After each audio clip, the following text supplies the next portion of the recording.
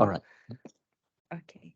So, Assalamualaikum and good morning and greetings, everyone. Welcome to our collaborative teaching webinar. And first and foremost, I think I'd like to wish you Selamat Hari Raya for those who are celebrating. I think it's not too late to say that since Raya is bulan, is 1 month. So Selamat Hari Raya, and I hope you all had a good Raya break. And another thing I'd like to say is thank you for making time to come in to our webinar this morning. I know it's a Saturday and some of you are resting or would prefer to rest, but this is, I believe, a very good opportunity for you to learn from someone who is, experienced, and also we can say an expert in design, learning design or instructional design. So as part of our collaborative teaching project, the lecturers of EDU 456, so we have decided to give you an exposure to another concept of instructional or learning design, which we learn in, I think, the second or the third week of the semester. So this is a different concept, and to do that, we bring to you a learning design expert from Swinburne University, which is located in Melbourne, Australia, and he is Dr. Man Wong. And he will be sharing with us the topic, the significance of empathy in learning instruction through design thinking. So personally, I've known Dr. Mine for almost 10 years now, since 2013, when we were both studying in Melbourne. And after his graduation, Dr. Mine secured a position at the Swinburne University, and he has been working there since. So just a bit of a background on Dr. Mine is he has a Bachelor's of Fine Arts degree in graphic design from the Wichita State University in Kansas. And then after that, he did his master's in design, particularly communication design in Swinburne University in Melbourne. And then he furthered his study in Melbourne itself, a doctorate of philosophy in design at the same university, Swinburne University of Technology in Melbourne. But then don't be deceived, although he studied abroad most of his life, he is a purebred Malaysian who almost annually returns back to his hometown in Seremban Negeri Sembilan, where his family lives. So if you want to ask questions later, even if it's in Bahasa Melayu, you can just post the questions. It's not a problem for him to answer. Okay. And on the topic of questions. So if you have any questions or you need some clarification, you can post your questions in the Q&A section. So there's a icon located at the top of the screen, Q&A. So you can post it there. I will be moderating, and then at the end of the lecture or the talk, then I will highlight the questions to Dr. Man so that he can answer them. So we'll wait for the Q&A towards the end, all right? So now, without further ado, I shall pass the screen and also the microphone to Dr. Man to present his talk. The mic is yours, Man. Thank you. Thank you, Dr. Azhar. Thank you, Dr. Yati, for arranging this webinar this morning. We will be spending 60 to 90 minutes. Nothing heavy. That's how I would assure you. It is just a casual conversation that I would like and would be very interested to share with you this morning. Dr. Azhar approached me when I was back in KL in December. So giving me an overview of what you will be learning, what is the direction in your career path later on, what are the learning activities that you engage with in your classes. And in the past few months, I've given this a thought.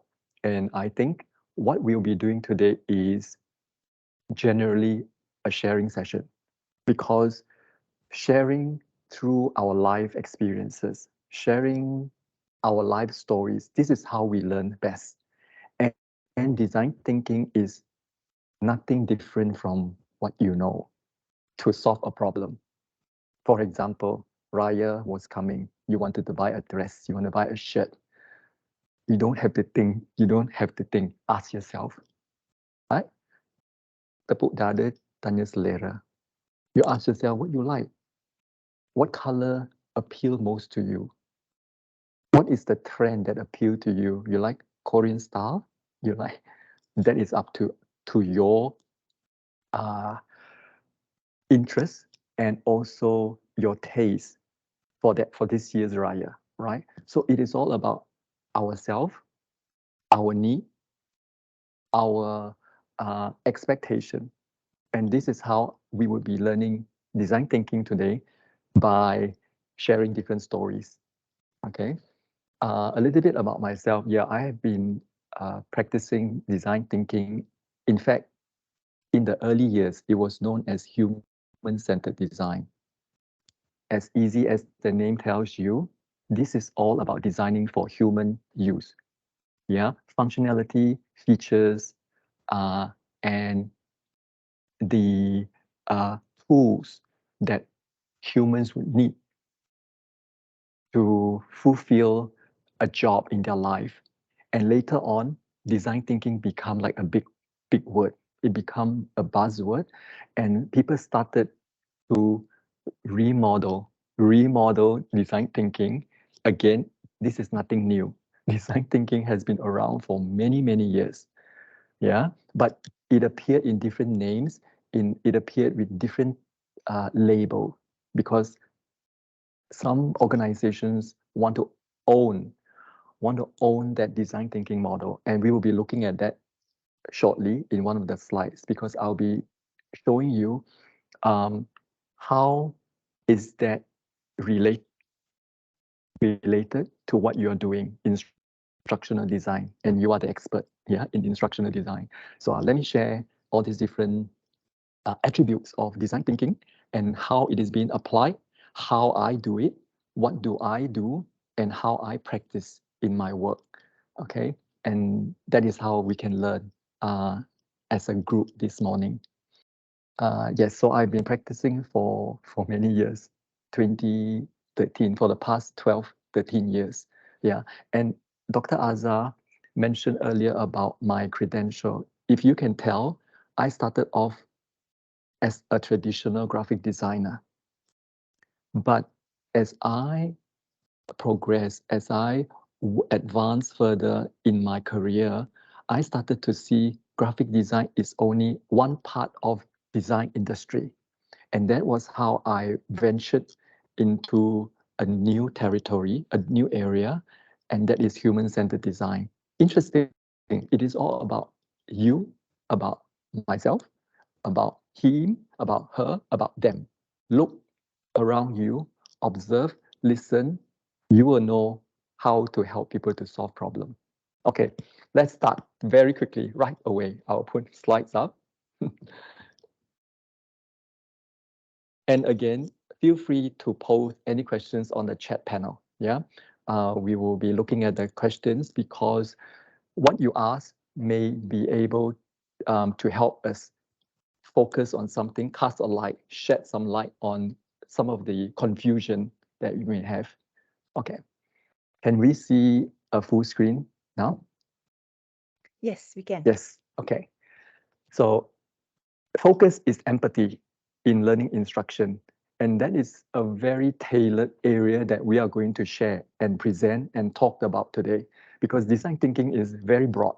It's a large area, and most of the design thinking applications are generally in the business world, in the commercial world, because it leads to commercial value, it leads to monetary value that businesses can tap so that they can bring in more profits by understanding the user.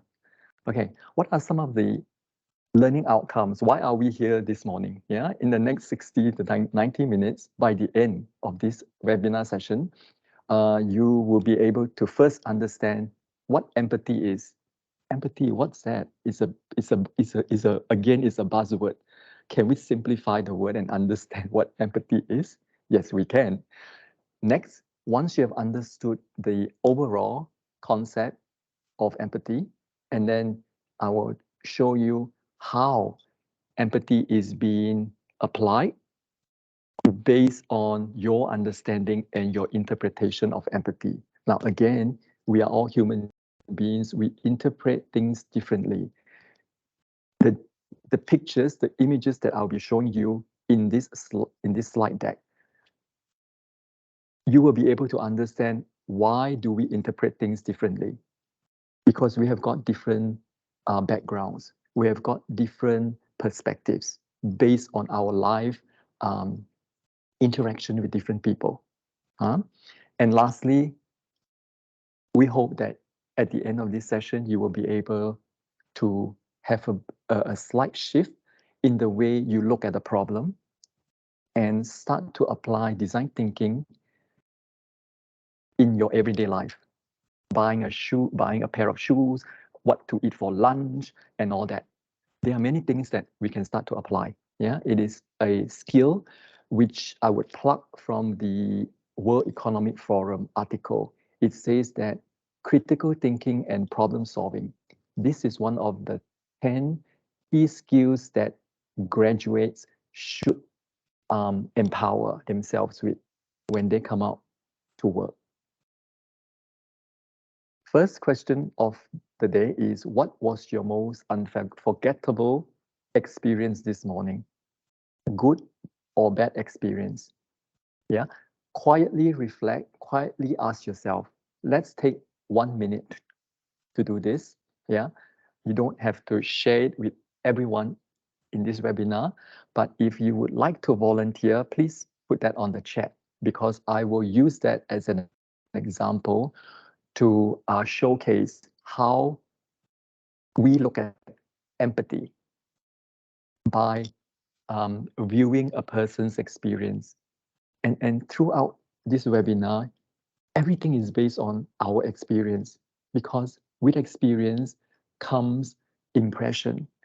With impression comes memory, and memory that is everlasting, memory that is unforgettable, will enable you to keep doing something, to keep buying something, to keep eating something, because of that positive and that delightful experience.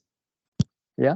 So experience, in fact, is something that we call is the foundation of how we would understand a user, a person, and in this case, your students. My current role is a learning experience designer in the university.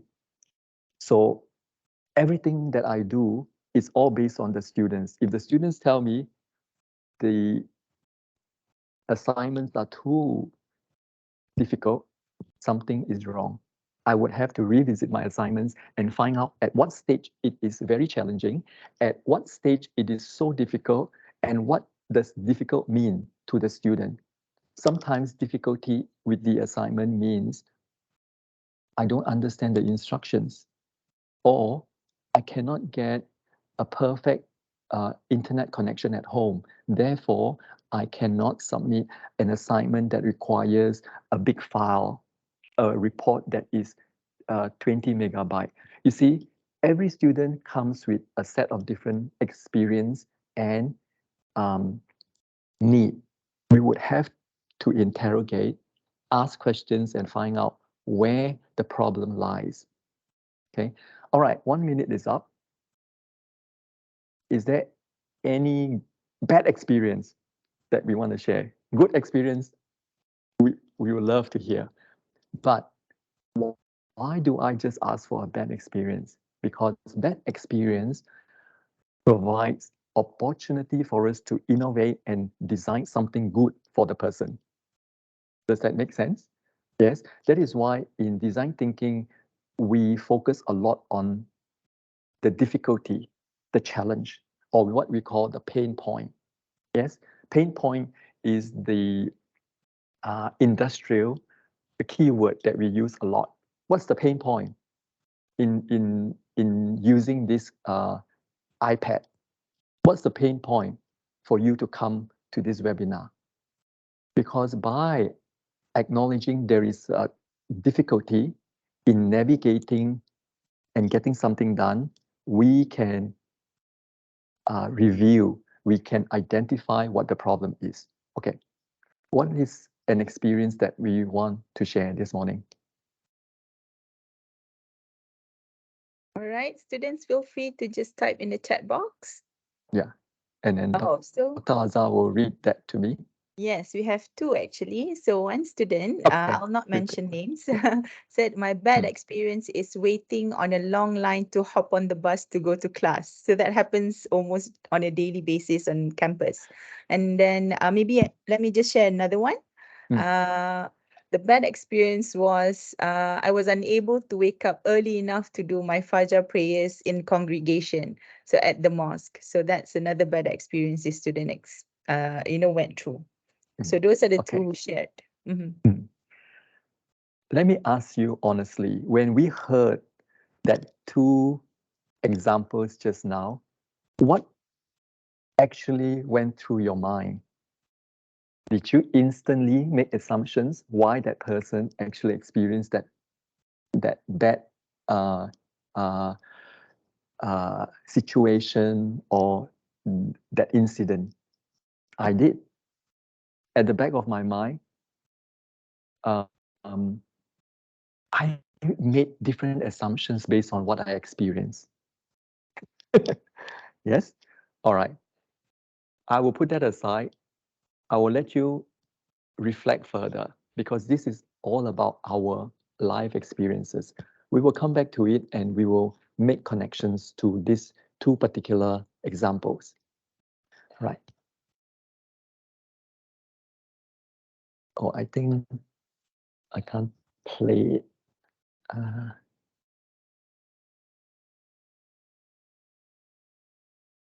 For the video. Yeah. Or maybe if it's on this is full slide mode. Yeah. Okay. Let me exit and then, yeah, I can play it. Mm.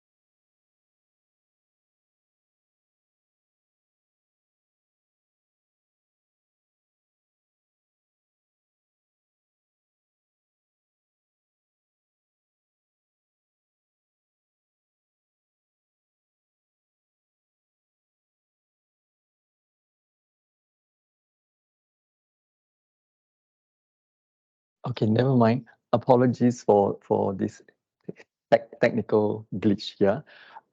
But basically, this very short YouTube video tells us what is the difference between empathy and sympathy, because we always interchangeably um, confuse. There is that subtle difference between what empathy and sympathy may mean. Now, in this video, it talks about we need to feel with the other people and not for the other people. What does that mean? It is, in fact, the ability for us to experience and make that connection to that person's emotion and the experience. Yeah. Now, back to the example earlier, a long queue to get on a public transport to come to campus. If we were to look at the scenario with a sympathetic tone, then it will be, oh dear, I'm so sorry for you. You had to wait so long. That is sympathy. Turn it around, empathy, which is much deeper in understanding your classmates' predicament, is I know how you feel. You know what? Last week, I waited 1.5 hours, but that was due to a heavy rain. But fortunately, luckily, at the end, the bus came and I arrived on campus, although I was late, but I managed to catch up with the lecture. And what I learned from this experience is maybe I should allocate extra time to wait for the bus in future. Can you tell the difference there? What I did earlier was I brought in my experience, similar experience to what your friend had experienced. And I proposed a solution because that was based on my experience. Now, if my solution, my proposal to wake up earlier and allocate extra half an hour for waiting time does not go well with your friend, then he or she would tell me what she needs then. Yeah, it is a conversation. It is a, a, a, a give and take kind of interaction where if what I tell you cannot work, then you tell me what works for you. And therefore, we can learn what the 4 components of empathy are. You need to communicate the recognition, which was what I did. I communicated that I recognized the problem. I knew how the person felt. I'm not being judgmental. Did I say that serve you right because you didn't wake up early? Did I say that? I did not say that. I avoid being judgmental. I understand and I take the perspective of others. Yes, I suggested that. What do you think? Does it work for you to wake up half an hour earlier and then get ready and then wait for the bus or wait for the LRT to arrive? Lastly, I recognize the emotion in this particular student. I knew how that feeling was because it would disrupt, it would stress you out because you were late for class, right? So these are the 4 components that we can reflect when it comes to building or cultivating a sense of empathy for other people. And in this case, you are developing empathy for your students. Yeah, and I understand some of you have taught before, you have got teaching experience, and some of you will be future teachers. So this is how we should reflect on ourselves and build that empathy. Look at this picture here. That is how a campus would look like, right? Paved tile pathways, and then you can walk on that to your class. But you know what? What is the reality? This is the reality. Why? Because we are human beings. We want a quick solution. We want to walk on the path of the least resistance. Right? Did we make that assumption? No. As designers, we always thought people would walk like that. In real life, people walk like this. Okay? Something to reflect. Next. Haha, happy, happy. The parents bought this toy. Okay? Hang it on top of the baby crib. Do you know how the baby looks at the toy? It's not like that. Only see the bottom of the toy.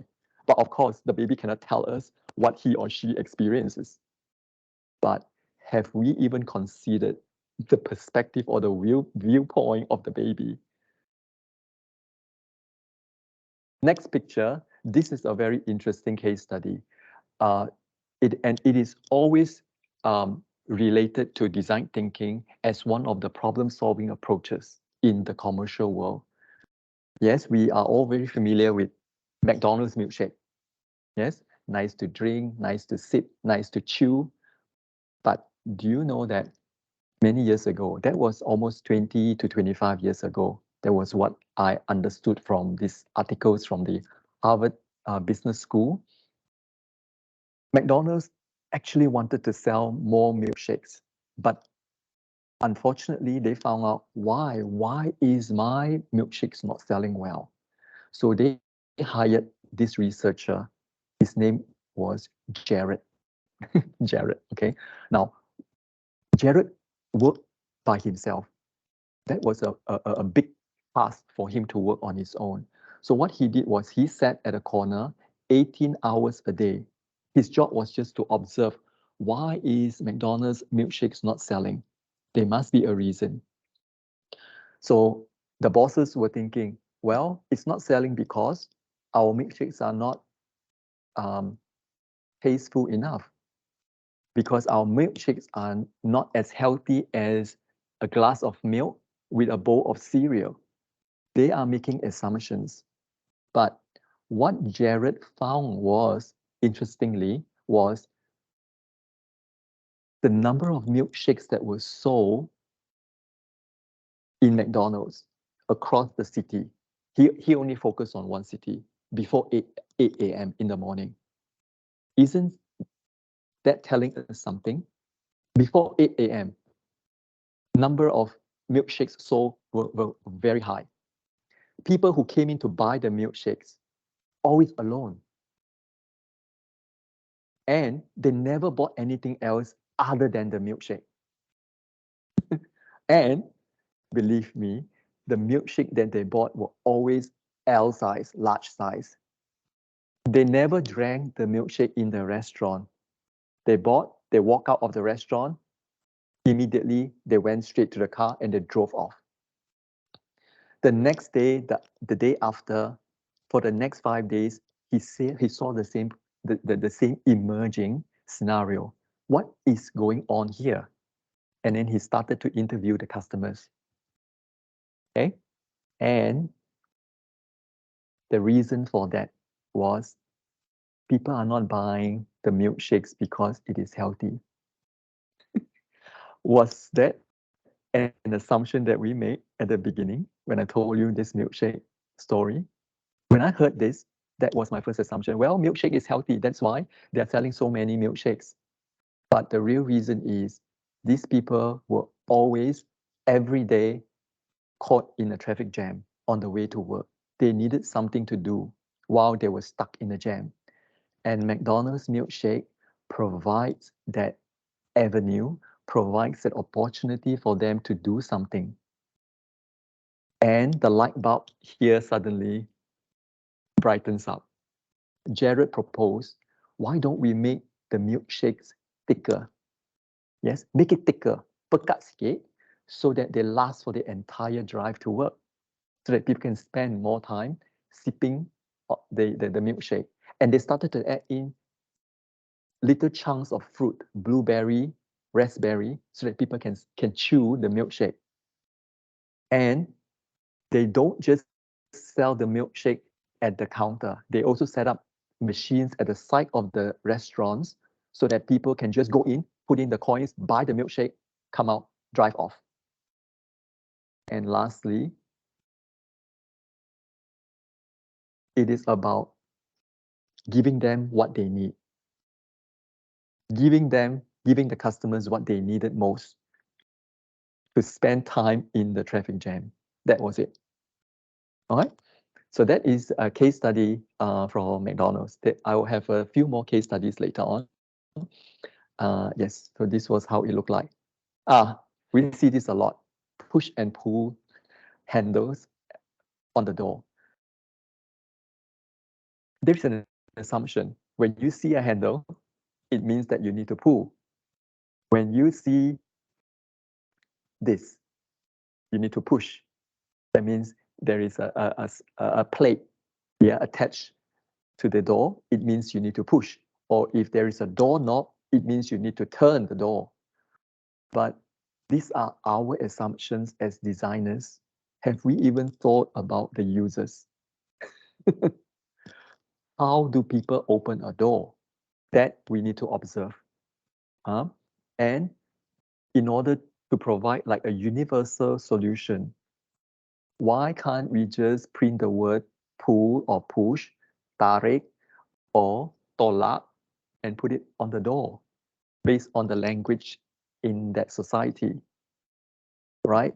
So these are some of the real scenarios in life that we have to ask ourselves, because very often, in fact, all the time, we solve a problem based on assumptions, and the assumptions always come from our individual personal experience. We don't want that to happen. Yeah, because the solution that we provide later on does not meet the real need of the user. So this is the difference between an assumption and the reality. You see the world from our perspective and our experience. That is why it's called an assumption. But when you see things from the user's perspective and experiences, you are acknowledging that there is something going on very unpleasantly, not a good feeling, not a good experience for them. Therefore, we want to make their life better. We want to improve their life.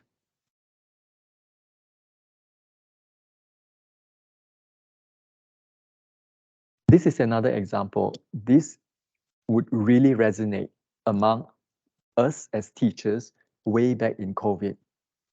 We assume our students learn in this environment, laptops, yeah, a very comfortable setting in the library, air conditioning.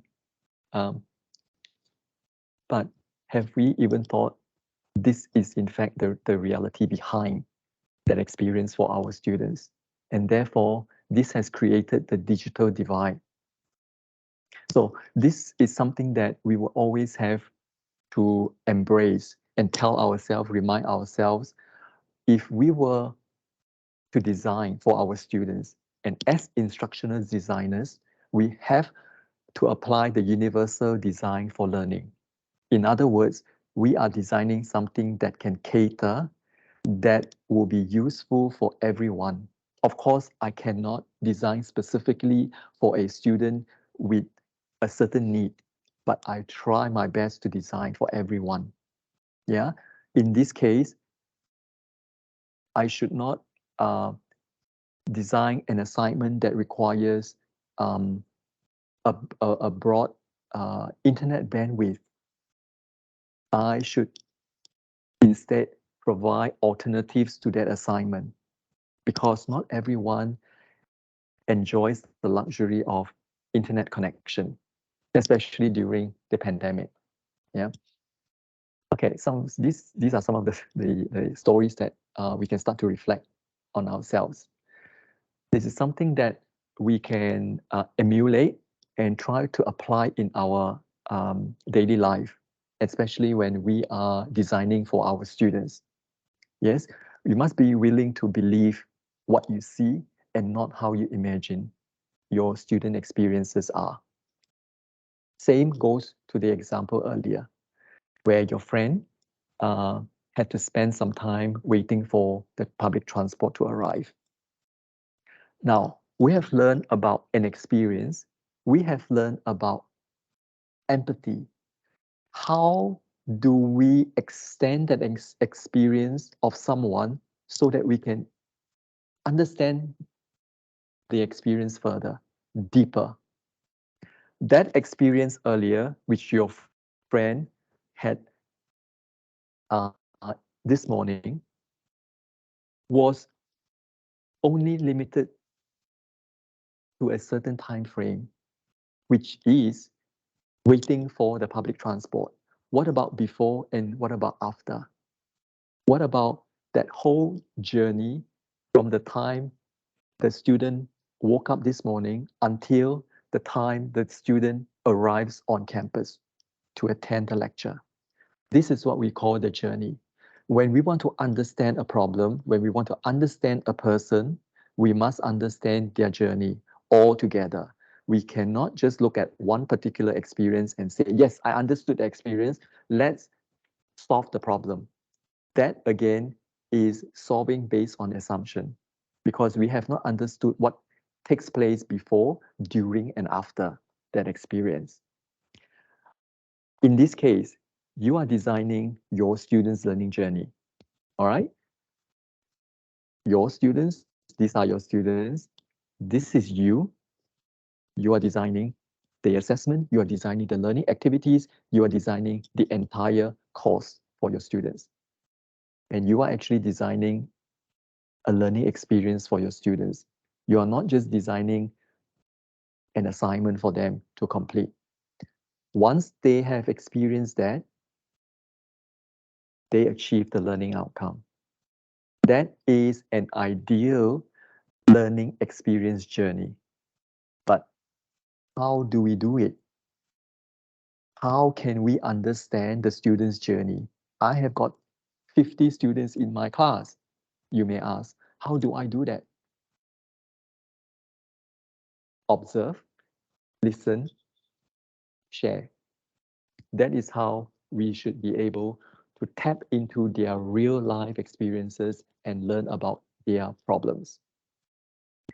Now, this is a map that we use in design thinking, where we start to tap into the customer's journey. We need to ask them, hey, what is your problem? What are your pain points? What do you expect? What are your expectations? And what do you want to do? What are your goals? We need to ask all these questions, because otherwise, if we don't ask, they will tell us, I want to go to campus on time. Does that tell you enough? That doesn't tell us enough. We need to know what is the student's goal. I want to go on time because I cannot miss the lecture today. This is a guest lecture from someone who is an expert in that area, and therefore I must be on time. Now, the student has started to give us a bit of detail into that experience. We keep asking, we keep asking, we keep asking. The more that we ask, the more that we understand. And that is how we build an empathic understanding of another person. Okay. People ignore design that ignores people. Does that make sense? If you replace the word people with students, you will understand this statement. Students ignore design that ignore them as a student. That means if you don't put considerations about your students, they will ignore you, they will ignore your course, they will ignore coming to your class. As simple as that. Yeah. So these are some of the common instructional design models, and I understand that you have learned these few models in your classes. This is the ADDIE model. Now, let me ask you, where do you think you can practice empathy in this ADDIE model here?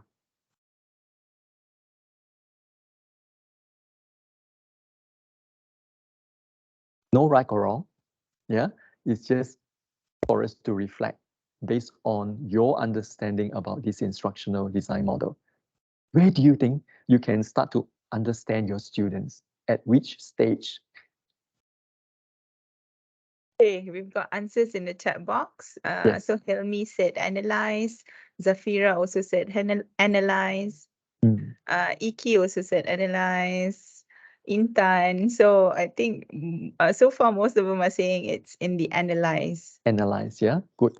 Okay. Yes. When you start to analyze, you start to build empathy. Next is the Azure model. Again, where do we practice empathy?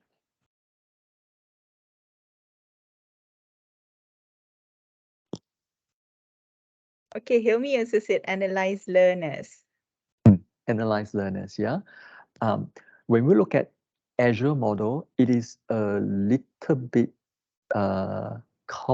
complex in a way that there are additional steps taken to design learning. If we want to understand your students even deeper, broadly, then I think at certain stages, we would have to ask them again, like in the third stage of selecting media and materials, maybe we should ask them, do you think WhatsApp work for you? So that we can share files, we can communicate. Some students cannot because they only subscribe to 20 megabyte of internet data every month. We cannot use up their data. And therefore, WhatsApp may not be a good platform for us to use. So therefore, we need to use email instead. These are some of the considerations. Yeah. Now, nothing right or wrong, but at certain stages, we would have to be empathetic again. It's a big word here, empathetic, yes. Now, Gagne's 9-step of instructional learning. This one starts to get complex because it involves many different steps. Now, again, here, gaining attention is definitely the first stage of developing empathy. If we cannot capture the attention of the students, then we, in fact, have failed in our learning design. Something is not right there. Yeah, something needs to be improved so that students can engage further. Okay. Now, the fourth one is the Merrill's first principles of instructions, something similar to ADDIE model, but this one here, you can start to see where this empathy is positioned. Because in Merrill's first principles of instructions, students engage once learning is activated. But as instructional designers, have we even started to understand our users first before activating learning? There is a missing point there. There is a missing step there in developing an understanding or empathy for our students. Okay. Again, no right or wrong. We can always insert, we can always build that understanding as we move along. Let me show you what a design thinking model is like when you put them side by side to the instructional models that you have learned. Now, when you talk about design thinking and you Google, if you start to type in design thinking, this is a picture, this is an image that you commonly see. You will see people playing with all these sticky notes and then writing on the wall, and it always happens on the wall. These are common pictures, but let me ask you, what do they mean to you? They don't mean anything to us because we don't understand the context. Do you see this a lot? Yes. You Google design thinking, you see all these different diagrams, these illustrations telling you the brain. What has that to do with the brain? What can someone tell us, like, how does design thinking relates to the brain, and what are all these different icons happening there? No one can actually tell us the story, and you see this a lot.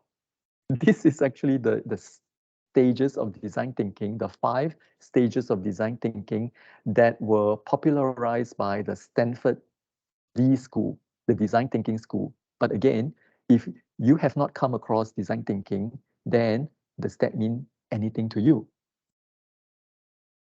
All right, let's move on to our next activity. This is a Mentimeter pulse check. I just want to find out from you, how much do you know about design thinking?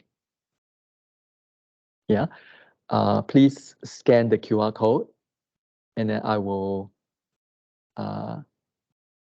exit, and I will show you the results from your engagement.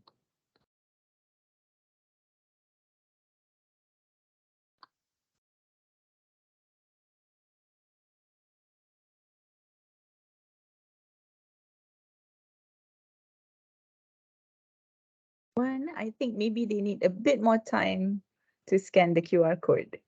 Yeah, okay.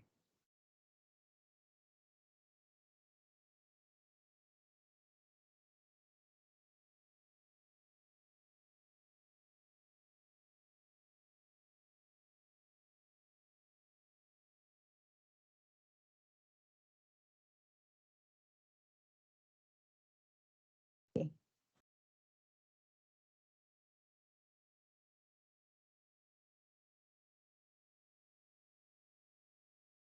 I'll leave it up for a bit longer. Mm. There are actually two questions there. We just want to find out how much do you know and what does it mean to you.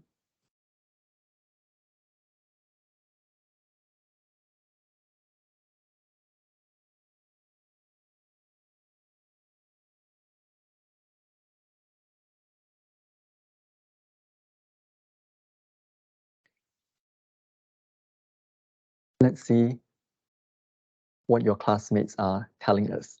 Yeah.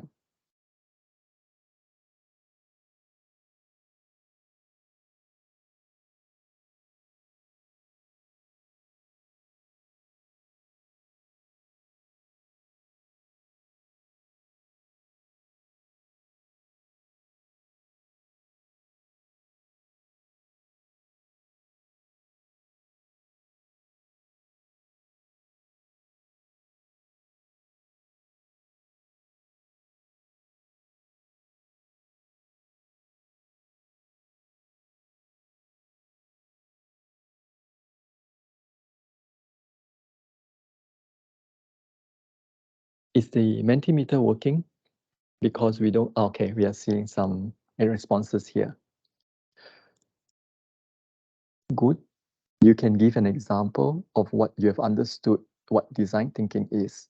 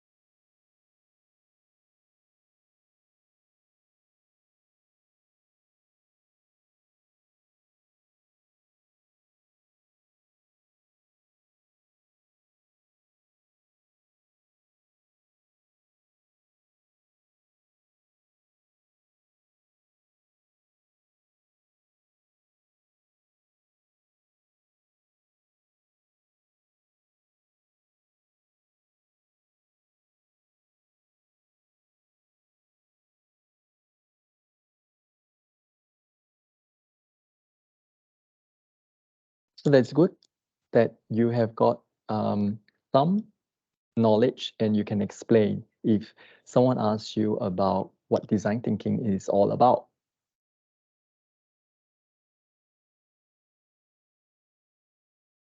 Okay.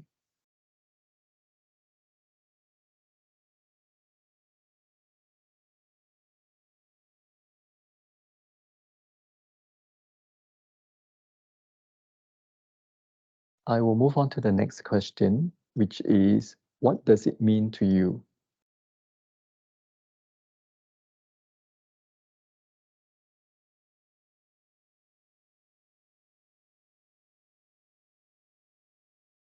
Problem solving, innovation, creative. These are some of the bigger responses that we have received from our classmates this morning. Solution, innovative, is it solve problems systematically between designers and use, so that is developing empathy, find new solutions. So the solutions, problem solving, innovation emerge many times in this word cloud here. So this is something that we want to acknowledge, that design thinking can help us to solve a problem.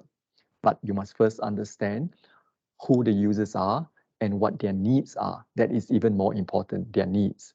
Okay, good. This is a very good check on how we will now proceed with the rest of the presentation. Okay.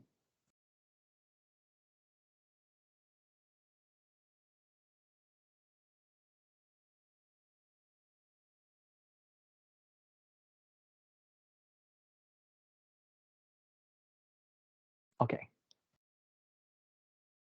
Now, like I mentioned earlier, this is the model that we always see, and these are the colorful hexagons that we always see popping up on Google search. Empathize being the first honeycomb, we call it the honeycomb model. Yeah, and there's a reason why it is being designed in the shape of these 5 honeycombs. Why not in other shapes? Yeah, the reason is it enables you to mix and match. If you look at it, these shapes can be interchangeably moved around. They are very modular. In other words, why do I want to move them around? Because empathize doesn't mean it only starts at the beginning and it ends there. Empathize can appear, can be repeated in different stages of design thinking. For example, yeah. Yes, Ada? I think there was someone who did not mute their mic. Oh, okay. But it's muted now. I think it's okay now. Yeah. Okay. Okay. All right. So this is the Stanford design thinking model. Yeah. You will see this a lot. Now, this is the key point. This is the turning point in design thinking model that I would like to help you focus on your understanding about understanding your users.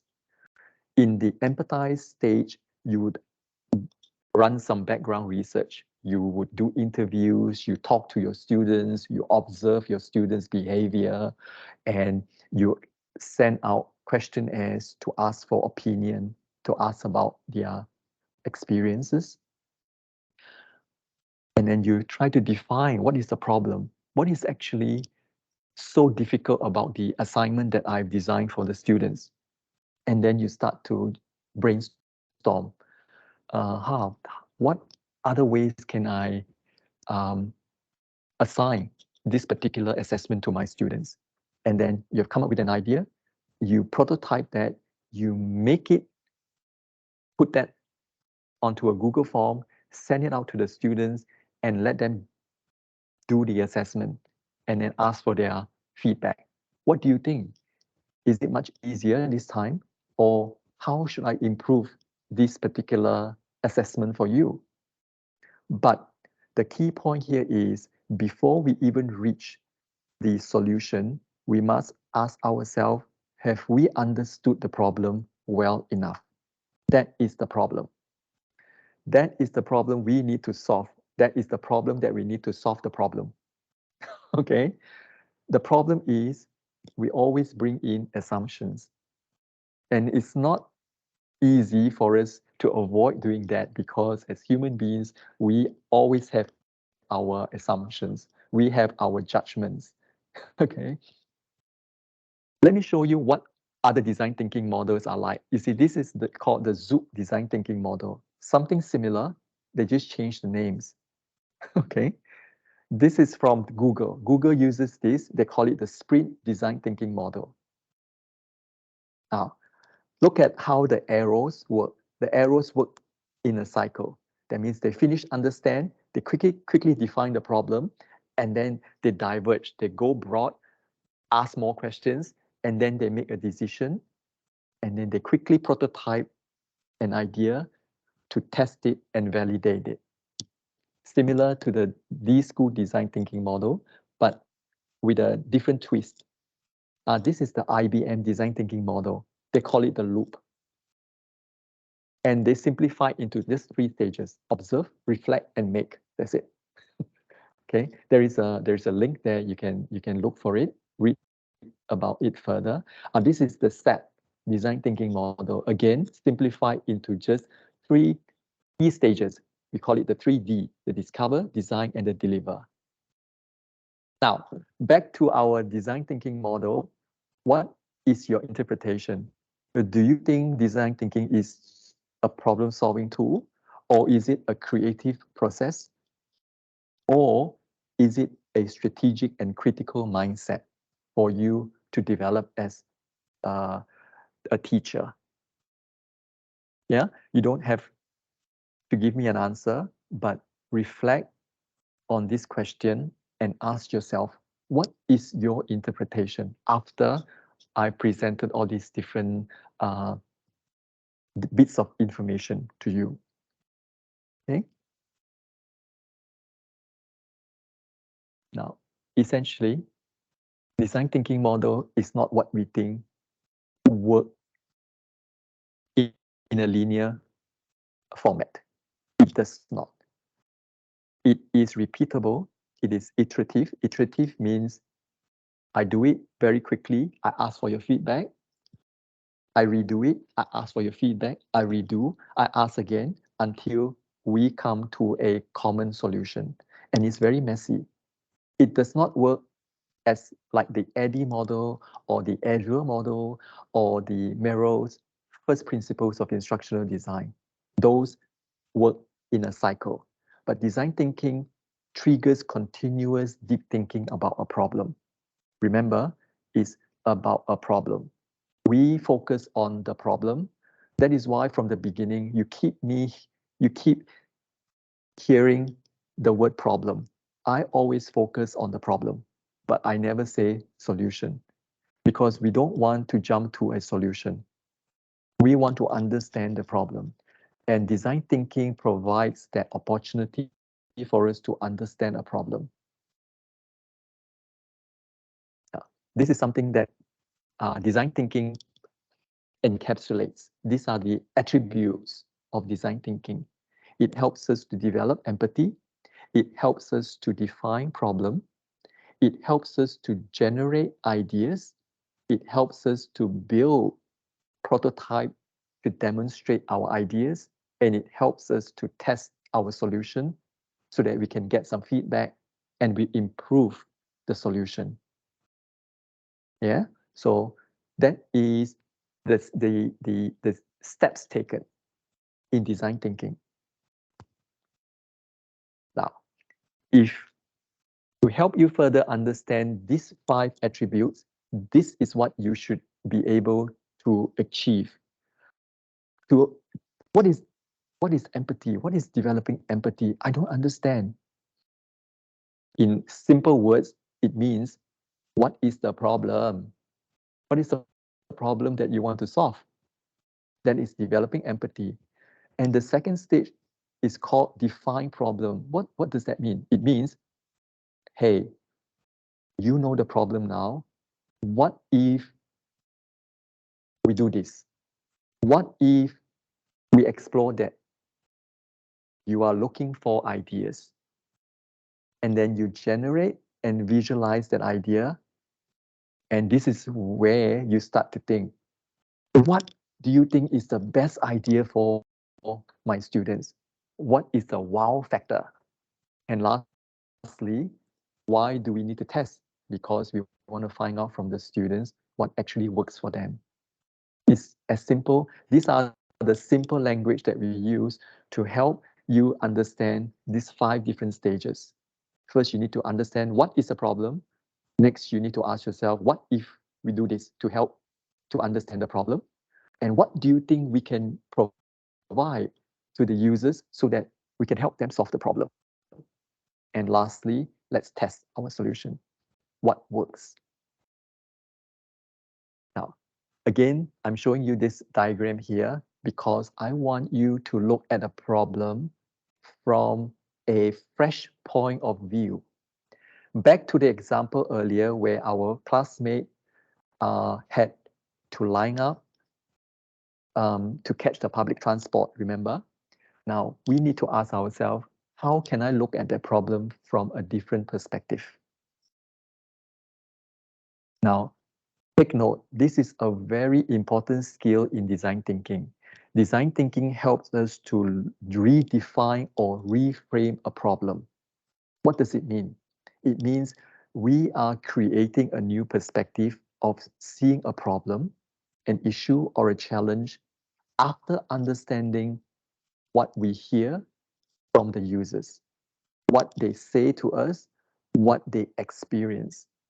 For example, your classmate told us that he or she had to experience a long queue in order to catch public transport.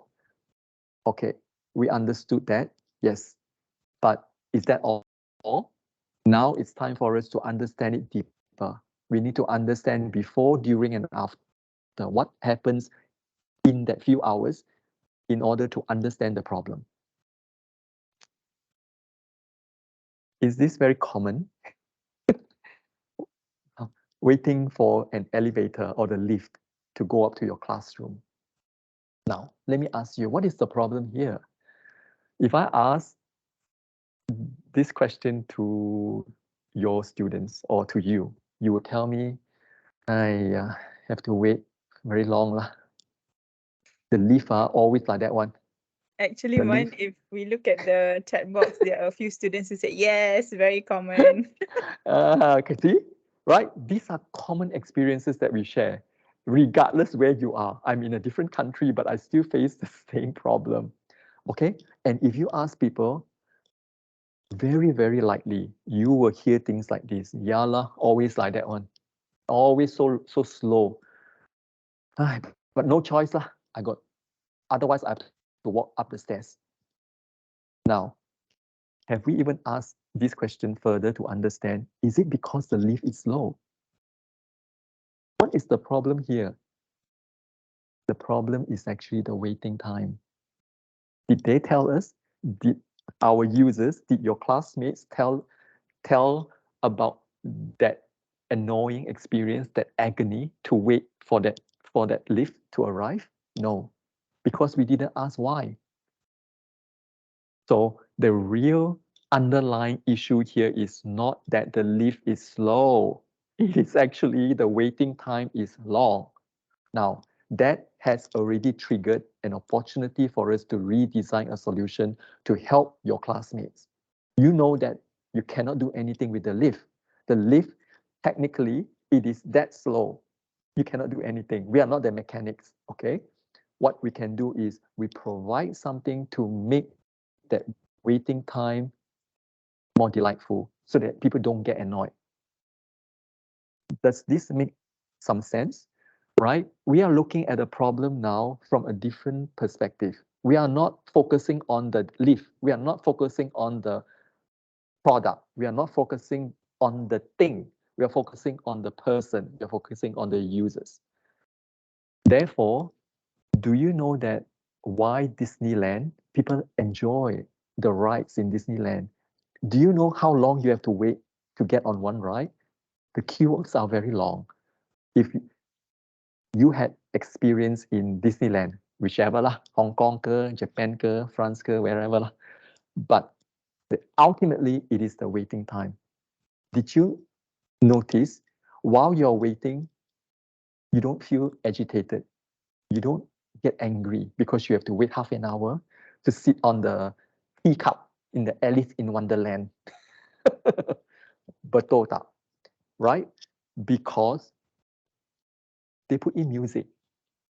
They put in Mickey and Minnie walking along and this Donald Duck walking in the mascots walking. That makes you feel happy. So they actually distracted your attention on the waiting time. And then you actually don't even realize that you have queued for half an hour to join in the Alice in Wonderland teacups, right? Okay, so that's something that we need to reflect. Now, from today onwards, once you get out from this webinar, hopefully you will start to look at a problem, start to look at an issue from a different perspective. This is another way I want you to reflect.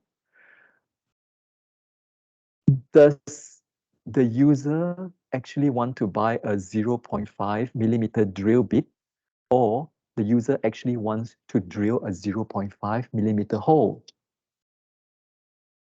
Now, this question would help you to understand your focus. Are you focusing on selling the product to the user, or are you helping to solve the user's problem? This makes a difference. The next picture on the right, does the user want a faster car or a faster way to get to work? Makes a big difference there. Now, if I ask people, they would say, yeah. I don't like the jam in KL. Can I get a faster car? Or can I get an aeroplane? But that is not the problem. The problem is they want to get to work fast. They don't want to get stuck in the jam. Okay? So these are different ways to reframe or redefine a problem. And it leads us to this statement from Leslie Jamison. Empathy requires knowing that you know nothing. Please don't bring in assumptions. I say this again. When you want to understand another person's problem, we do it with a state of a blank mind. Treat yourself as though you are somebody who don't have that experience. Okay? Now, this is a very interesting case study again. You would have seen this being sold on Amazon.com. Amazon.com, yeah. This is called the iron fish. Now, this is a real case study that happened in Cambodia. You know, many years ago, researchers went there. You know, that was 20, 30 years ago. Researchers went into these communities in the highlands, yeah, and they found out that there was a very critical need to introduce nutrition into the communities, because what they were eating were actually lacking a lot in nutrition, not enough protein, not enough, especially lacking protein, yeah, and iron, yeah. They found out that they are only eating rice, not enough. Sometimes they have vegetables, sometimes they have fish, but not enough. And they went around to interview the people, and they found out that yes, from this medical report, it really showed that genuinely community members were lacking in iron. Iron was one of the minerals that were lacking. But the researchers asked themselves, how do we help these people to have more iron in the food? We cannot provide iron pills, that is too expensive. And they started to research, and they found out that when you are cooking at high heat, and when you put in a block of iron metal into your wok, into your pot and your pan, actually the mineral from the block of metal will seep into your food. That is how you enhance the iron level in your food. But the next question is, how do we do it? And in the end, they found out that if we were to give them a block of iron to every household, they won't do it because it looks ugly. It looks very dangerous to put a block of iron into your pot when you're cooking. In the end, they designed this fish. Why? Because fish is a symbolic representation of prosperity, of wealth, of good health in that Cambodian population. So in the end, they designed the metal of iron in the shape of this fish and given to every household, so that when they cook, they put that into the pot, and then from there they can acquire the iron nutrient that they need. Yeah. Another case study is called the Keep the Change account. You know how we have this habit when you have got these coins, all these coins, and then you just throw it into your jar or into your bank, okay, your coin box. Bank of America understood this habit very well, so they created this account called Keep the Change account, which means every time you have got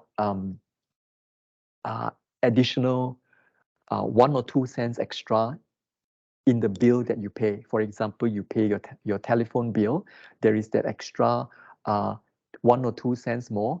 They would take that 1 or 2 cents and transfer into this keep the change account for you. So they are trying to replicate, or they are trying to mimic the way that we human beings save money, but they make it into a bank account. So that is how they understood their users and made their life simpler. Otherwise, people disregard the coins that they have in the coin box or in the bottle, in the jar. Okay. Now, this third case study was what I did for a charity organization. Every Thursday, we provided free food to the community members in our neighborhood. So you can see there, they are usually it's vegetables and fruits. Every week, we only receive 6 bottles of milk from the supermarket to be given to our community members. Actually, 6 bottles not enough, because these members of the neighborhood, they don't earn a lot of money. They are from the low income group, and therefore, in order to accommodate that the users with the 6 bottle of milk, we need to have a system. But how could we do it? And therefore, I went in and role play. That means I acted as though I was one of the community in the neighborhood. And this was what I did. I went around, and can you believe? I went to pinch the fruit. I went to touch the fruit, and then I want to pick the best apple and put into my basket. Now, what I did was common to what others did. Because I'm putting myself in the shoes of a person who came to collect food. In the end, there was a fight because there was not enough milk to go around. Why? Because there wasn't any sign that say you can get milk today, or you can only take 2 carrots and 1 potato. We need that solution. And that is not a complicated solution. Isn't that a simple solution? You just put up signs and say, please take 1. That's it. That was the solution.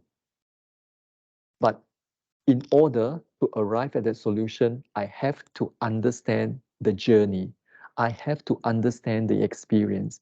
And from this map here, you can tell that I have different sections of experience, different levels of experience in order to reach the room where I can collect my food. And this was the map that I used to guide me to design the solution. What I highlighted there, can you see? The emotion went down. That is actually what is called the emotion meter. Everything was good. Why? Because everyone was excited because they can collect free food. But when it came to the collection section, why was the experience so bad? This is something that we can learn by drawing a user journey map, or in your case, your student journey map. Ask them, what actually are they facing? And then you can visualize that in a map like that. From there, I knew that all the problem actually happened in that room where people started to pick their fruits and vegetables. Other than that, everyone was happy. So that was how I understood the user's experience and their emotion. Very important to understand their emotion. This is something that I was saying earlier. If I asked people what they wanted, they would have said faster horses. You know Henry Ford designed the car, right? So that was what he said, but I'm not sure if he said that. Okay, but what is wrong with his statement? Something is wrong with this statement, you know. If I ask you what you want, the students would tell me, I want an easier assignment. That is not the problem. The problem is Henry Ford did not ask why. Why do you want faster horse? Okay, so these are some of the tools that we use to build empathy, to understand your users. Very easy. You always start with the why, and then you move on to the how, and what is the result that you expect to achieve at the end. This is one of the tools that we use. Second is the empathy map. Again, if you look at it, it is a very simple um, identification of the user's emotion. What do they think? What do they say? What do they hear? What do they feel? They will tell you if you ask them, how do you feel? Well, I feel very sad because I missed the LRT. And you know what? You should have told the transport ministry about this. Now, did we ask that from the user? We did not. But the emotion that was displayed helped us to contextualize the problem into a proposed solution. That means the user is seeing that the transport minister is responsible for this delay, for this lateness. Did we even ask that? We did not ask that, but that came from the user.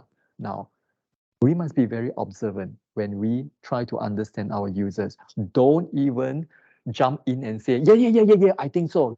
Yes, I also experienced that. Yes, I think uh, uh, Dr. Sri Anthony Lok must be responsible for that, must look for a solution.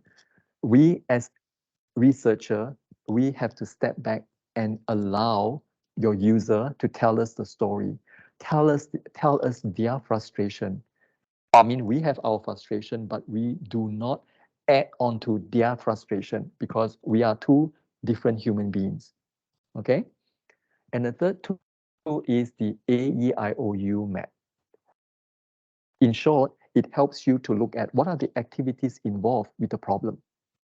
What is the environment that the problem is actually being positioned in? What are some of the interactions that are happening?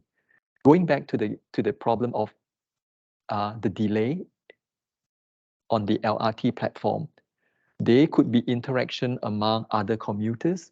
There could be interaction between the station master who had to deal with all this frustration, all this anguish from the commuters. So these are some of the things that we must observe. Open our eyes and observe. Open our ears and listen.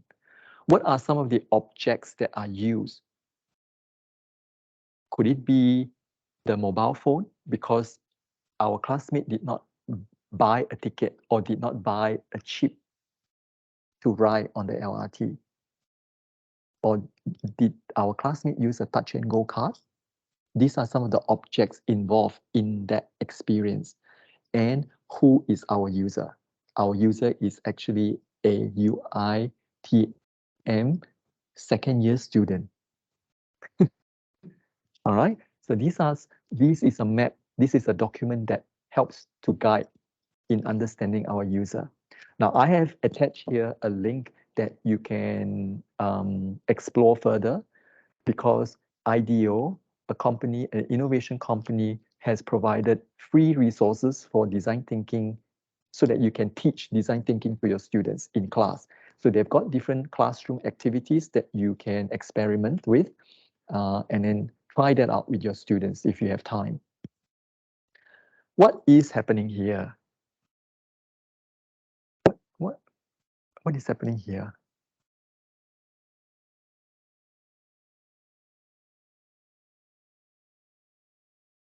Did we get any responses on the chat?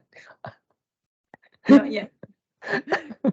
What is happening here? Yeah, I did not ask what is bad or what is good or what is right or what is wrong. I'm just asking what is happening. One student answered bad design. Oh, This is a bad design. this is a bad design, huh? Okay, I want to help you to understand this picture. Look at the position of the horse and the person.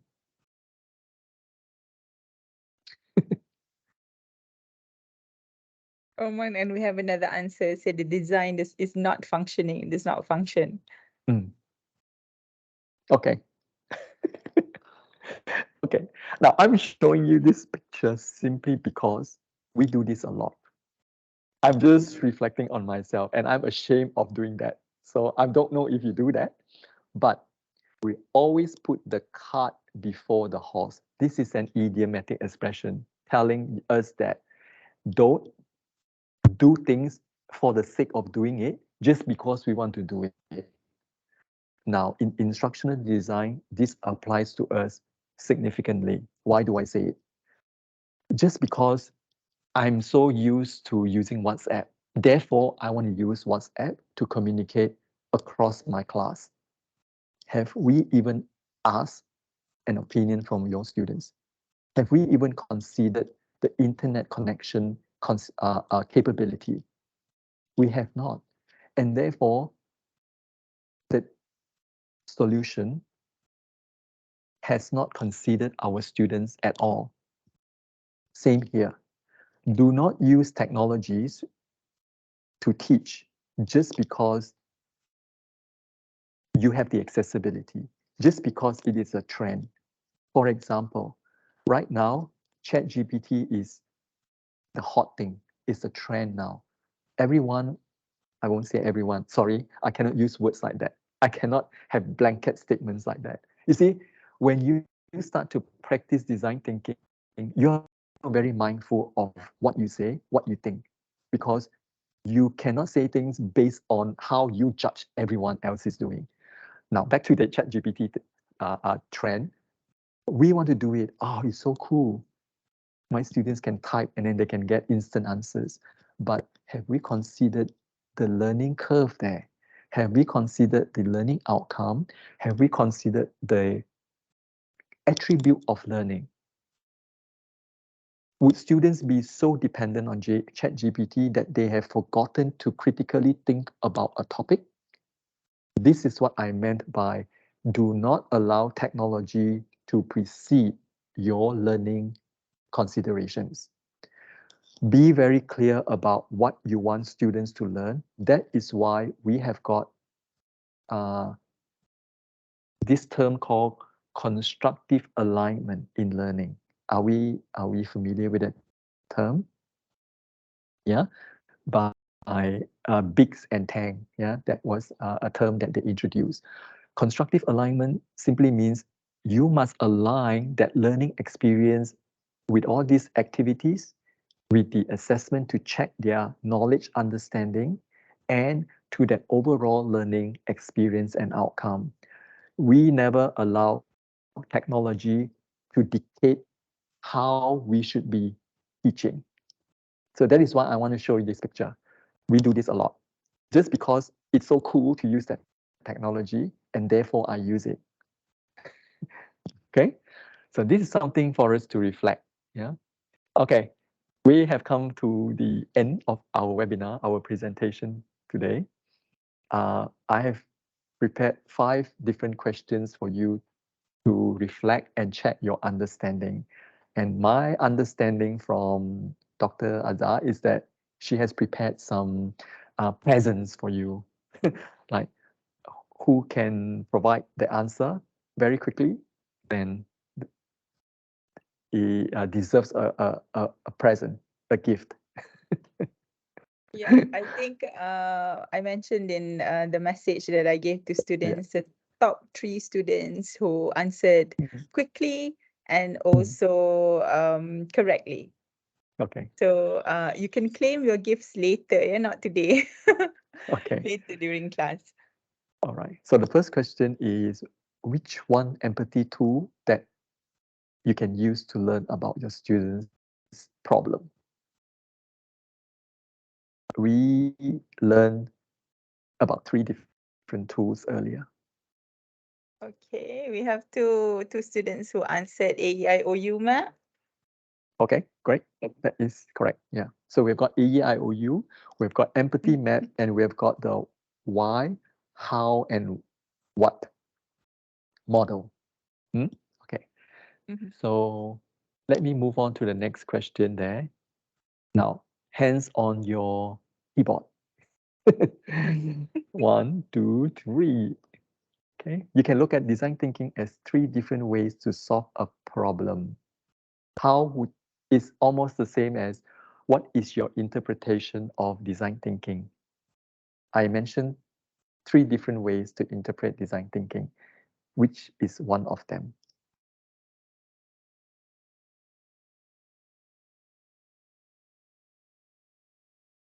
Okay, Hilmi answered analyze.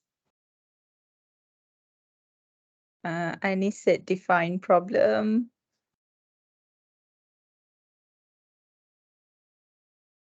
Najmi said define. Najwa also said define problem. Okay.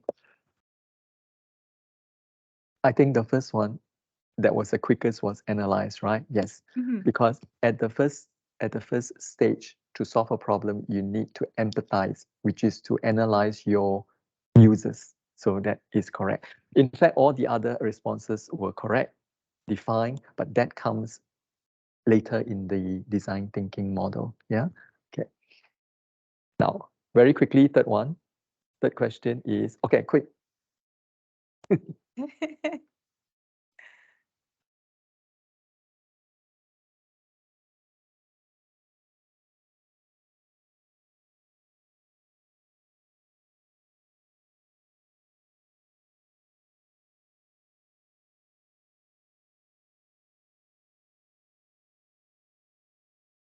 Oh, it's buzzing. So Intan is Okay. saying D, Najmi is saying C, Grace is Okay, also saying C. Najmi is the winner because we never build an overall assumption about their learning experience. Yes, we analyze their behavior. Before we design an assessment for them. Yes, that is what we should be doing, not build an assumption. So that the answer is C. So do we have more gifts? Yes, you can Okay, ask more questions. I have 2 more questions here so that we get 2 more chances. Okay, Mm. this is a very quick one. Question 4.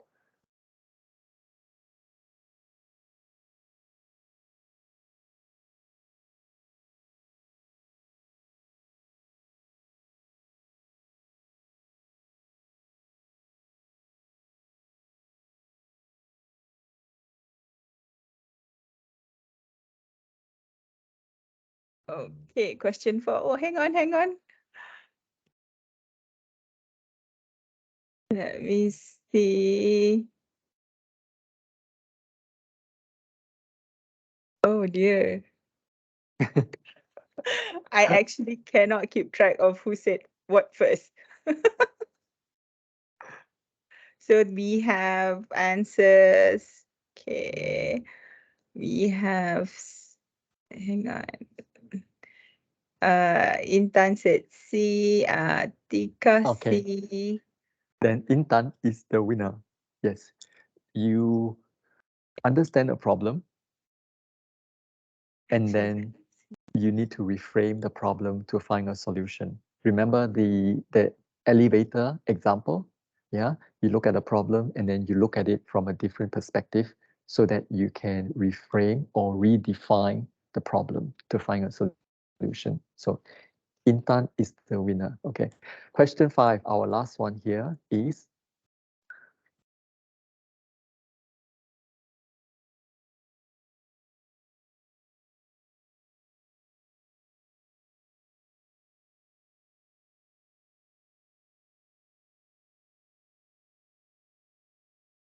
Oh gosh. So Emil said D. No, wait, hang on. Hakim, question 5 said C. okay, Hakim is the winner then. Yes, Okay. again, do not design a solution using assumptions we know from the research. I know we have done research. We tried to interview our students, but we step back, step away from putting in our assumptions, yeah, or what we call it the preconceived knowledge. Yeah. Okay, that is our last activity for today, which is I want to learn about you. I've talked so much in the last 90 minutes. Now it's time for you to tell me, what was your experience today? So on this Padlet board I've created, I have got 3 sections there. I would like to know what you have liked about today, what you wish to learn, because I want to know your expectation. And finally, I want to find out, what do you think I can do to improve in future? So that is why there is this I wish, I like, I wonder. I use this model of getting feedback in the classroom a lot. Every time I finish a class, every time I finish a workshop, I finish facilitating a workshop, I put up large sheets of paper on the wall so that students can come to the wall and write. Or some of them, they would just write on a piece of paper and then pass to me because they don't want their classmates to know what they've written. So it is up to you to apply and then how to run that exercise. But I wish, I wonder is a method of gathering feedback in design thinking. Yeah. And you would start to understand why these questions are very broad. I did not ask you, what do you like? It's up to you. So that when I look at the big pool of answers later on today, I will start to find a pattern in your thinking. If many of you said to me, I like the stories, that tells me in future I must include more stories. Or some people tell me, I like the PowerPoint lah, very colorful. Okay, in future I design something like that. You see, I don't want to dictate. I don't want to guide you. I don't want to lead you to give me answers that I want. That is something that we must keep in mind. Yeah, when we want to understand another person, if we want to get their perspective, let it be open, let it be broad, let it be very general. Okay. Yes, so that is all my presentation today. Okay, I will be sharing all these different links again in case you miss them. But yes, thank you for joining myself, Dr. Azhar and Dr. Yati this morning. Okay, I'm seeing so many responses on my board now. You see, so this is something that you can also practice and integrate into your teaching. Providing different choices to your students when it comes to instructional learning, that is part of universal design of learning. That means we have given consideration to every student that comes through our class. Okay, yes, I've done a lot of talking. Thank you again. Thank you for your time. No, thank you very much, Man, for your sharing. I think it's very insightful and very engaging in terms of how you manage to relate actual situations into design thinking and how design thinking can be applied into actual situations, particularly connecting it to students in terms of how they can design their future students' learning. Currently, they are students. They can, I think what they can do now is really absorb their experience as a student, what works, what doesn't work, so that later when they become teachers, they will be able to tap on their own experiences as students and try to understand what their current students' experiences are and merge them together and come up with, hopefully, a learning experience that would thoroughly engage their students better and help them in their learning process. And I think some of your sharing, I believe, may have in a way changed, created a paradigm shift in our mindsets, especially when you highlighted the fact that we often make assumptions and judgments prior to really understanding the real situation. So that's I'd say that's our nature. But with what you've shared, now we can actually shift our perception or our the way we think to become more open, to become empathetic, and also becoming more understanding, so that we can relate at the same level with the other person. Okay, and another thing that a takeaway that I really like is when you said to not allow technology to dictate your lesson. I think that's a very important point, whereby um at the how would you say, at the current situation, or at the current um uh scenario where technology is something that uh is encouraged to be integrated in classrooms, Mm, we often feel that we have to put it in. Like in Malaysia itself, we have the so-called 21st century learning. What is it? 21st century learning something. So the mindset of a lot of teachers is that 21st century, you must include technology. You must at least mm, use a PowerPoint. You must at least use a computer, etc. mm, However, that's not the situation actually. Even when we think about being innovative, which is the course is about innovative technologies in teaching and learning. Being mm, innovative does not necessarily means that you have to include technology in your lessons. Being innovative is being innovative in a sense how you create your lesson or learning design to suit your students' needs. That's being innovative. If it means going back to basics, then we have to mm. go back to basics. Not necessarily we have to integrate everything that's current and hip, or a buzz at the moment. So I think Yeah. that's one of the takeaway messages that we got from your webinar. And thank you so much for spending your time, for the effort that you've put into this webinar. We really appreciate it. So now, before maybe I'll just open the floor to a few Q&A. If students, if you have any questions and answer, or no questions to ask Dr. Man, please feel free to write in the Q&A box. I'm just gonna open it for a few minutes. Mm. And I encourage you to revisit the Padlet board because I will be um, replying to your questions. I suddenly got Mm, a glance earlier. There is this question that I think I need to really address. This student asked, how can I build empathy when I don't even have that same experience as the other person? You see, that is the goal. If you do not have that exact same experience with the other person, you go in with no assumption.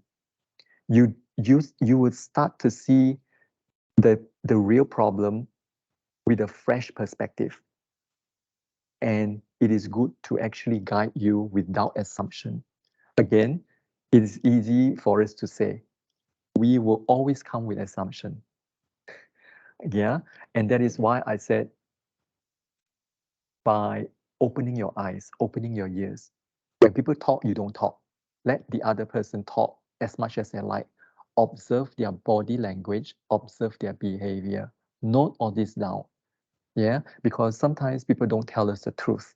Yeah, I don't like this car because. But actually, there is a giggle behind that. mhm. So something is going Yeah. on there. Something is telling me the person actually likes the car so much, but reluctant to disclose it openly for a reason. Then we must ask follow-up questions. Okay, but this is a method of investigation. This is another topic altogether. Yeah. Yeah.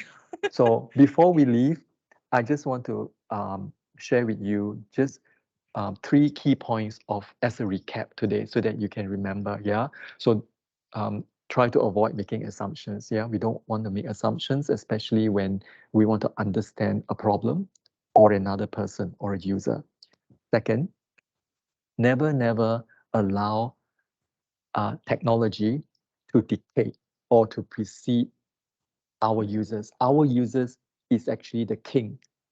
We should put them as the priority before we even design something for, in this case, our students. Yeah. And the third one is by having that paradigm shift, like Dr. Azhar just mentioned, just a small shift. I don't even expect in 90 minutes, I can change the way you think. I cannot do that. It has taken me more than 10 years to build this mind shift, this mindset. Because when you start to practice, when you start to see things, when you start to step out from being presumptuous, you can start to see a lot of things unfolding before you. So these are the 3 key points that I hope will be your takeaway. Yeah. Avoid making assumptions. Don't allow technology to precede our learning objective for our students. And third is uh, uh, what was I saying? I think you mentioned something about opening up your perspective, Yes, not being the judgmental. perspective. Yeah, Yeah. not judgmental. Yeah, and more than not being judgmental, you must also understand that this process is very messy. You would get very frustrated because this is not a linear process. It doesn't tell you you do A, you go do B, you do C. This is your solution. You cannot. Design thinking doesn't work that way. Yeah, design thinking always puts our user at the forefront. If you think you need to interview for more stories, go ahead. It doesn't mean that you finish the empathize stage, you put that aside and then you move on to the next stage. No. In design thinking, every stage requires empathy. Okay, that is why it makes it different from Eddie, Azure, or Gangne's 9-step of instructional learning. Yeah, okay, all right. Yeah, any questions before we enjoy our Saturday? So far, no questions. I No think, question. Okay. yeah. So I'm hoping that the students are either, you know, fully understand what has been discussed or shared today. And another is I hope that they are trying to internalize it. So if, let's say, I get questions later during class, then that's when I'll try to tackle them with the students, inshallah. Okay. Always remember Okay. the elevator story. Yeah. So when you are waiting for the lift to arrive, ask yourself, how can I see this problem differently? Or when How you're can I waiting for make the this like LRT and then it's Disneyland? delayed. Yes, yes. Uh, Yes. all right. So Okay. maybe before we end, let's have a photo session taken. So I think Dr. Yati will help take a picture. Dr. Yati, maybe you can do a apa you can do a together session or anything. Or students, if you are able to, maybe you can switch on your cameras for a bit so that we can take a picture together. Okay. Doctor, do you have any link to share Yes, I will before share it. presentation? Oh, Okay. this is from Dr. Man or myself? I will Link. share the link. I will share the links later because I think someone requested to watch the video that we missed earlier, the empathy video. Yeah. Yeah. And okay. Can everybody switch on your camera? Okay. I see Hilmi. Is Hilmi one of the winners earlier? Let me see. Yes, Hilmi answered the second question. Hilmi, Fastest. Intan, right? Intan was also one of the winners. Yeah. I'm actually looking for number 4. I'm not sure whether it's Intan or not. Is it you, Intan? I Yeah, honestly missed out. claim your prize. Claim your prize next week. Yeah, Yes, please claim your present. prize. I know for question number 4 and 5, there was a bit of a, because every answer, you were rushing through the answers and it was all MCQ. Since it's MCQ, it's hard for me to differentiate. So number 5, Bazli has come forward. So he answered first. Is this question number 4? So please come and claim your prize to me later. Okay. Okay, please switch on your camera.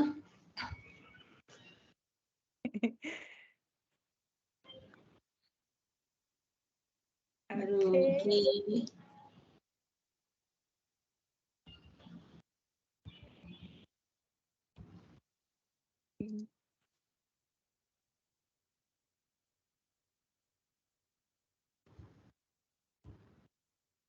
It's okay, tak mandi pun tak apa. Tak payah lawa-lawa pun tak apa. Background pun dalam We plan. know it's a Saturday. Okay.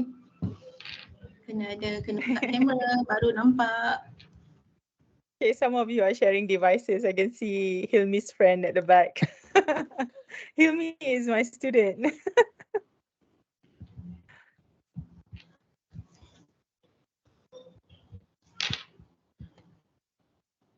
Oh, it's Ifan. Okay, switch on your camera. We have 243 participants. Wow. 143. Oh, That's okay. amazing. If we had done this face to face, wow, that is going to be a lot of buzz going on. There's going to be a lot of noise. There's going to be a lot of happening. Yeah. Laughter even. Yeah. Pre-COVID, I ran workshops like this in class. So there's a lot of toys. There's a lot of Lego to play. There's a lot of things to do. Yeah. Nice. Okay, switch on your camera.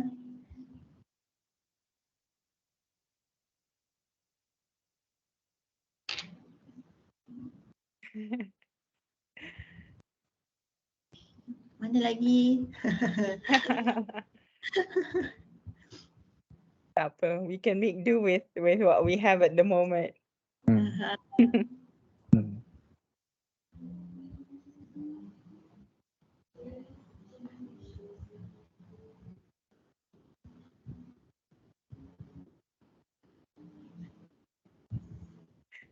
Nak tunggu berapa minit lagi ni? Okay je. I think Yati, you can just snap the photo now. Okay. Alright. So semua dah ni. Okay. 1, 2, 3. Sekejap ya.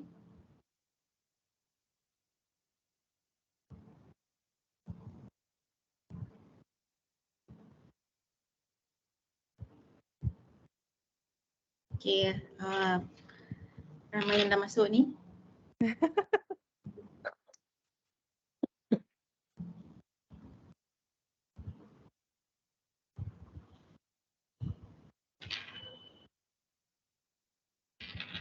Alright.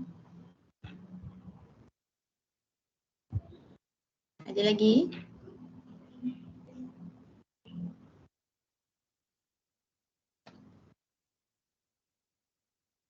Okay, kita change ni pula. Large gallery. Large gallery, so you can see more. Okay. Alright. Oh, Adi. Okay, 1, 2, 3. Smile. Syafiqah nampak ni je. Apa tu? Anak tudung hujung saja. Dengan nampak mata kiri satu, mata kanan satu kawannya. Ke bawah sikit skrin tu. Okey, ke bawah sikit Syafiqah. Bagi nampak mulut pula. Okey, bawah lagi. Macam tu. Okey, smile. 1, 2, 3. Alright. Okey.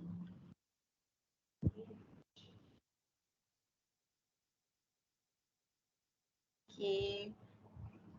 Okey. Oh, ada lagi. Okey. 1, 2, 3. Smile.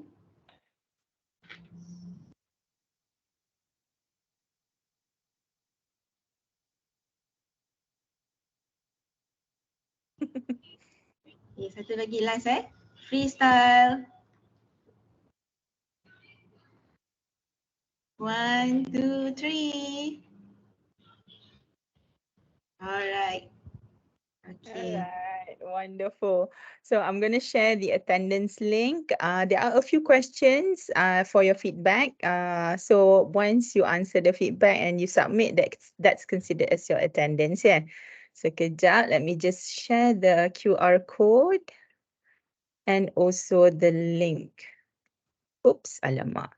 Okay, I can't share the QR code because now it's asking me to update, and updating will take ages. So I'll just share the link. Sekejap. Let me copy the Google Form link and I will paste it in the chat box. Okay. Okay.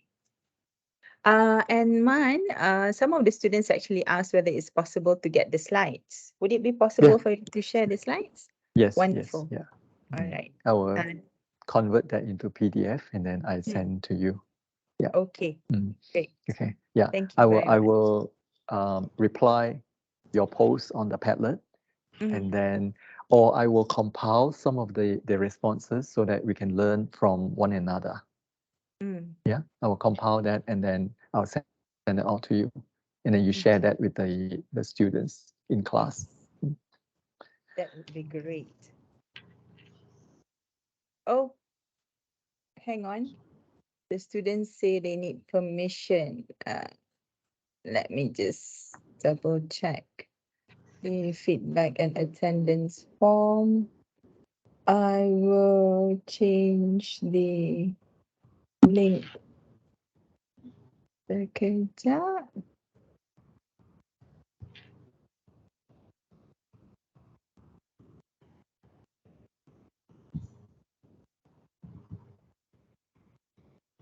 It says,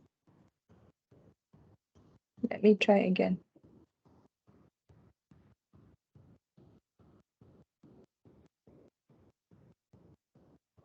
Okay. Oh, access required.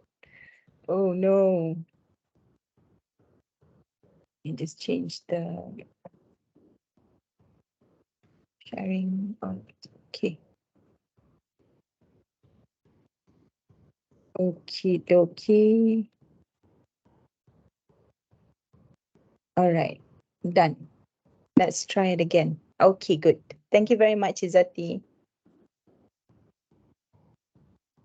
To sign in your attendance, and then I will provide the slides later as once I receive it from Dr. Man.